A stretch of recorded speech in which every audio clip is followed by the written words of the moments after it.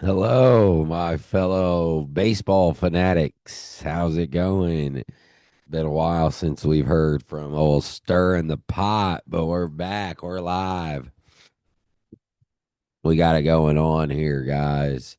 We're going to talk a little bit of baseball today, and we're going to see what this baseball is all about. And we're going to see who's playing who, who's being Drew, and who don't even care anymore. No, we are gonna do. We're gonna pick some baseball. I mean, why not? The way I see it, football. We still got a little bit of time before football comes, so we're not gonna leave out the Royals. We're not gonna leave out baseball. So let us let us go here. All right. First of all, we got the Royals and the Marlins playing at 12:40 p.m. Kansas City favored in this one at minus 130, and Miami's at plus 105. And the total is 7.5 on the points. So I don't know. To me, 7.5 is a big number. I would be taking the under, but you never know these days with these baseball games. They've been tending to score a lot more. Um, the Marlins beat us the last two games, so I think they've won four in a row. I don't know. They can't win them all. You know me. I'm betting Kansas City. I'm picking the Royals to win it for sure. Um, yeah, and I'm taking the under on the points. Next, we're going to talk about the Giants and the Blue Jays. The Giants are 52 and 47. The Blue Jays are 57 and 41. Miami, Miami, or excuse me, Miami, Toronto. Um, they're a pretty good team this year, obviously, with what their record shows. And San Fran's a good team. Everyone's been talking about that Rafael Devers move, which they it, picked him up from the Red Sox or whatever. Um, this one's in Toronto.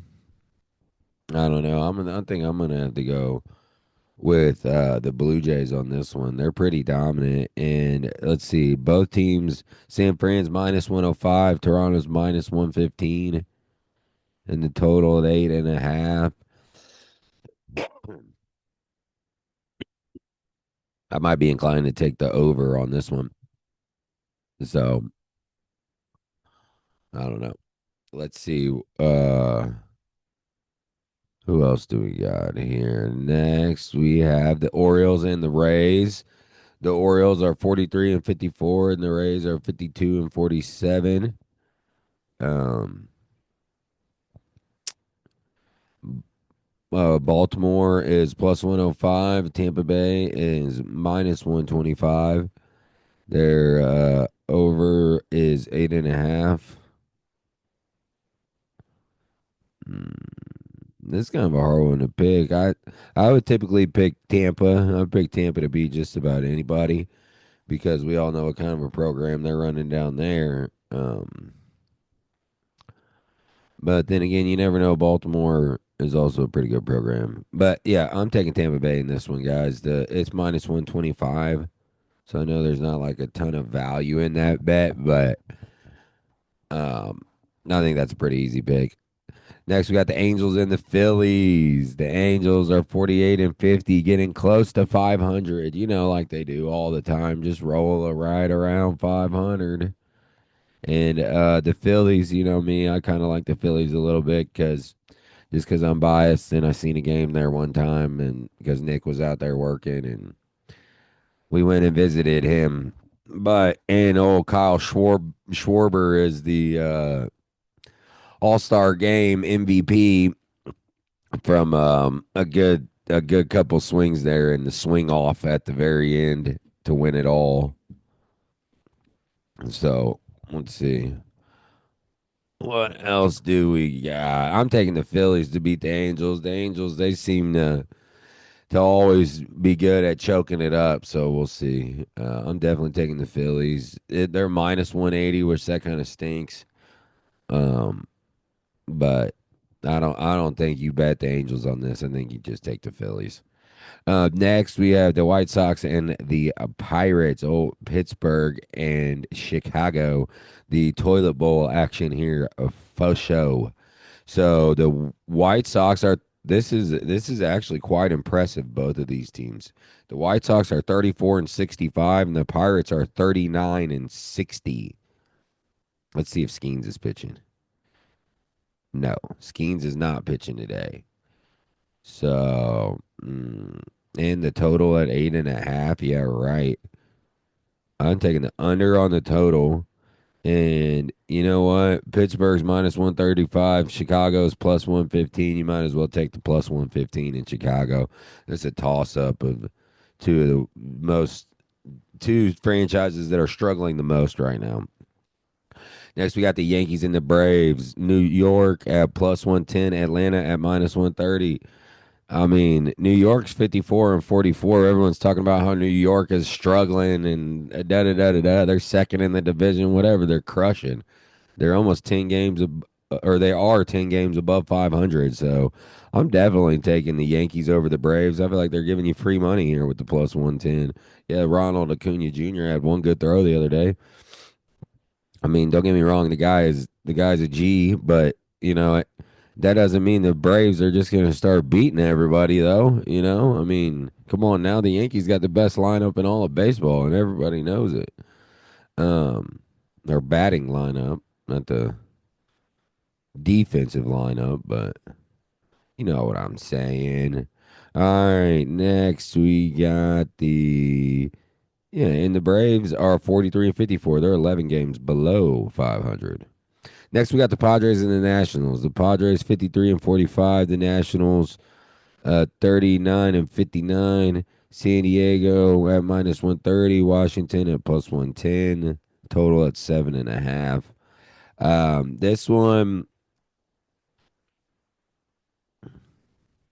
I'm definitely taking the Padres for sure. They're like I just said, they're 10 games above 500, and the Nationals are 20 games below 500. The minus 130 isn't that tempting though, but I don't think you can bet Washington on that one. Here we go. Cincinnati and the Mets. Reds and Mets. This should be a pretty good one. 52-47 is the Reds. 55-44 is the Mets. Um, there you go. Cincinnati at plus 130. And the Mets at minus 155. Uh, I think this one's probably going to be a toss up, and I think you could just bet the plus 130 with Cincinnati and have a little bit of good money there. All right, next we have the Athletics and the Guardians, the A's. All of a sudden, America's team again. People give a shit about the A's. You know, maybe I'm a hater, but they was in Kansas City, but we had to beat them in the playoffs. So I don't know. They don't get no love from me, but playing against Cleveland, I dislike Cleveland as well, being a division rival. So, Athletics are 42-58. Cleveland Guardians are 47-50. So on this one here, guys, the Athletics are plus 110 and Cleveland is minus 135.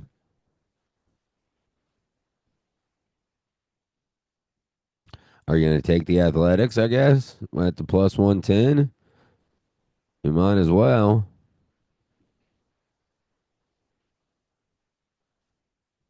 All right, next we got Red Sox and Cubs at 120. The Cubbies on fire, 59-39. Red Sox 53-47. Boston's been on a heater. I don't really care. To me, the Cubs are the better team, and they're plus 120. Easy pick for me. I'm taking the Cubs at plus 120. Thanks for the extra plus. Next, Twins and Rockies. Oh, here you go. This is the one of the ones that is the furthest apart. In where the Twins are 47-51. The Rockies are 24-74. The Rockies are struggling. They're giving the White Sox a run for their money and the worst MLB franchise year. They're setting records out there in Colorado. And let's see, Minnesota is minus 235 and Colorado is plus 195.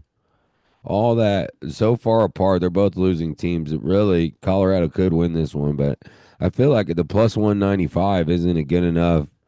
You would think they would give you a little bit more. So I don't know. Colorado is at home, but nah, I don't know. I think maybe you even stay away from this game just because of the minus 235 on Minnesota. Astros and Mariners. Now we're getting into the afternoon games. These are the 3 o'clock games. Astros and Mariners at 56 and 42 for the Astros, 53 and 45 for the Mariners. Houston at plus 120, Seattle at minus 145, total 6.5. This actually ought to be a good game. Old Big Dumper, the home run derby winner up there with his team in Seattle, just on a tear. In Houston, they're always good. Once again, I'm more biased. I don't think anybody really likes Altuve and the Astros, but there we had to go through them in the playoffs, and I've always felt like they're kind of our little brother team there for a minute, and obviously they have more maintained success than we did. So, but I'm picking Seattle on this one. It's minus 145, so that's what I'm picking. Brewers and Dodgers. Here's another good game. Milwaukee at 58 and 40 and LA at 58 and 41. Milwaukee at plus 130, the Dodgers at minus 155. I think you just take Milwaukee. Thanks for the extra 30 on the extra plus 130 on the points or whatever, or on the money line, I meant. So that's what I think you do there. It's in LA. Oh, it's in LA and Kershaw's pitching, so you might be careful there. Maybe not. I don't know. I never really liked the Dodgers all that much anyway, so go with Milwaukee, that good Midwestern team. They don't play ball like they do out there in California. All right, here we go. Next game, Cardinals and Diamondbacks. The Cardinals are 51 and 48. The Diamondbacks are 49 and 50. This would be a pretty good game. St. Louis at plus 125. Arizona at minus 150. I know Arizona's the home team, but on these close ones, I think you just go with the plus money. That's the move I go with. So I would take St. Louis at plus 125. Plus the Diamondbacks don't got no respect for Salvador Perez, so that they gotta earn it in my book. Uh, Here we go next. Tigers and Rangers, another pretty good one. Detroit is the best team in baseball, I believe, at 59 and 40. The Rangers ain't too shabby. They're right above 500 at 50 and 49. This is your 6 o'clock game on ESPN tonight. Got Detroit at minus 210, Texas at plus 175. It stinks that it's minus 210, but I think Detroit wins this one. Excuse me, folks. Let's see who's pitching. Yep, old Scooble's pitching. And Scooball was the starter in the All Star game and is arguably the best pitcher in the league. He's got a 2.23 ERA. But dang, look at this guy who he's going up against. Eo Valdi. He has a 1.58 ERA and his win loss record is 7-3. Where old Tarek Scooballs is 10-3 and 2.23 ERA.